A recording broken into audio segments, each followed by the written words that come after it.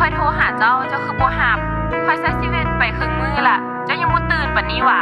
มื้อที่บ่มีกูพุ่นแหละมึงจึงสิรู้สึกนะ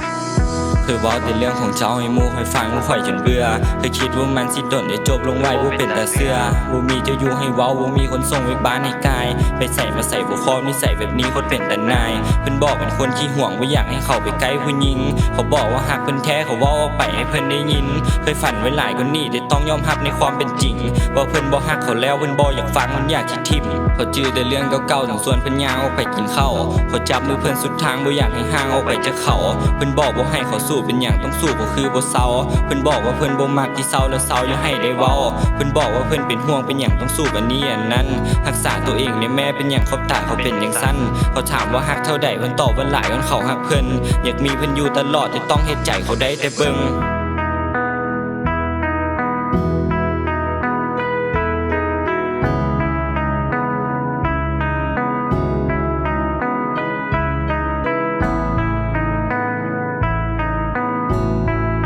ฮัลโหลอยู่ไส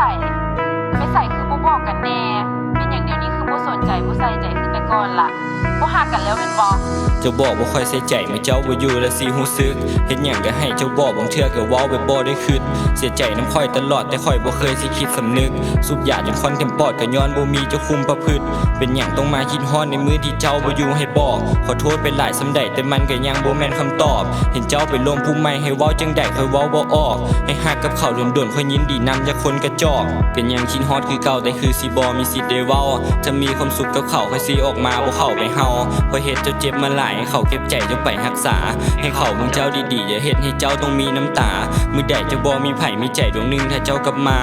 ปากค่อยบอกว่าปล่อยได้ใจค่อยนางถ้าเสร็จน้ำตาเวลามันเป็นคำตอบบ่งบอกว่าเจ้าบ่วนกลับมาทุกอย่างมันจบต้องปล่อยค่อยฮู้แต่ฮักบ่ฮู้รักษา